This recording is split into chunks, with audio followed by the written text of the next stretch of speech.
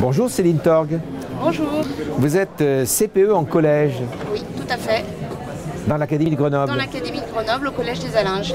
Très bien. Ce Collège des Allinges se situe où exactement? Se situe à Saint-Quentin-Falavier, dans le Nord-Isère, et nous avons 420 élèves actuellement. Très bien. Bon, vous utilisez depuis longtemps, je crois savoir que vous utilisez depuis longtemps l'ensemble des logiciels et des ENT ITOP. Oui, tout à fait. Nous avons été préfigurateurs cette année d'OSE, puisque nous utilisons également les ENT d'ITOP depuis de nombreuses années maintenant. Nous avions déjà été préfigurateurs au début du premier ENT lancé par ITOP. Alors, OSE, c'est un nouvel ENT. Qu'est-ce qu'on pourrait dire de cette nouvelle ENT? Alors, c'est un ENT qui est plus intuitif, plus facile d'utilisation pour tous les personnels, pour les élèves et les familles. Alors, plus intuitif, ça signifie quoi par rapport à l'ancien?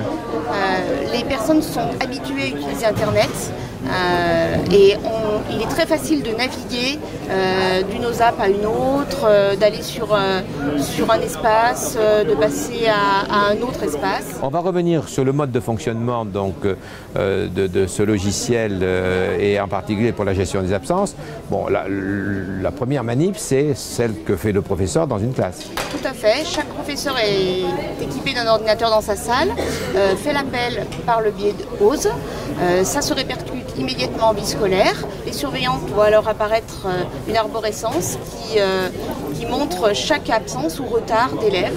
Il n'y a plus qu'à alors à ouvrir la fiche de chaque élève, contacter la famille, envoyer une notification ou un courrier et rentrer le motif de l'absence. C'est vraiment très très simple d'utilisation. Très bien. Et à partir de là, comment ça se passe? Les familles sont notifiées par SMS, par courrier? Alors, nous, on fonctionne surtout par appel téléphonique. D'accord. Et puis, pour tout ce qui est retard, c'est une notification qui est envoyée à chaque famille. Et chaque famille reçoit une petite notification quand il se connecte sur OSE et voit que son enfant a été en retard.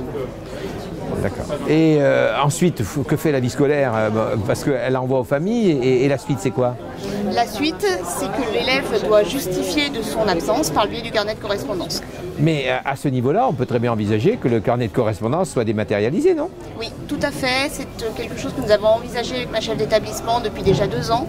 Et c'est vrai que OSE nous permet d'y réfléchir vraiment encore plus positivement, puisque nous pouvons entrer également les sanctions, les punitions, les mots des enseignants, tous les rapports d'incidents, tout est sur OSE et le carnet de correspondance perd de son utilité actuellement. En d'autres termes, OSE va vous permettre d'élargir le champ de fonctionnement du numérique dans la vie scolaire. De manière beaucoup plus simple, plus rapide aussi, et donc de manière plus dynamique.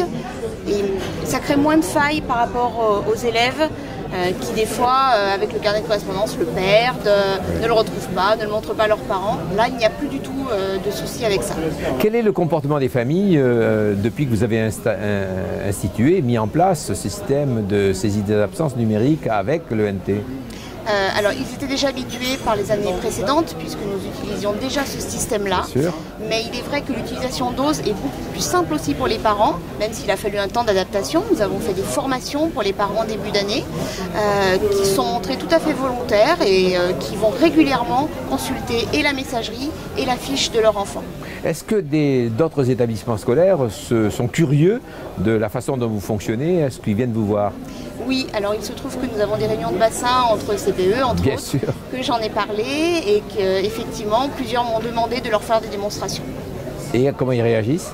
Plutôt positivement, avec curiosité. Très bien. Votre chef d'établissement, je suppose, est moteur dans cette démarche? Oui, tout à fait. Elle nous a beaucoup aidé, beaucoup porté. Les enseignants aussi. On a un groupe d'enseignants très dynamique qui s'est toujours montré volontaire. Et même si on a parfois quelques râleries, ils se sont toujours montrés positifs.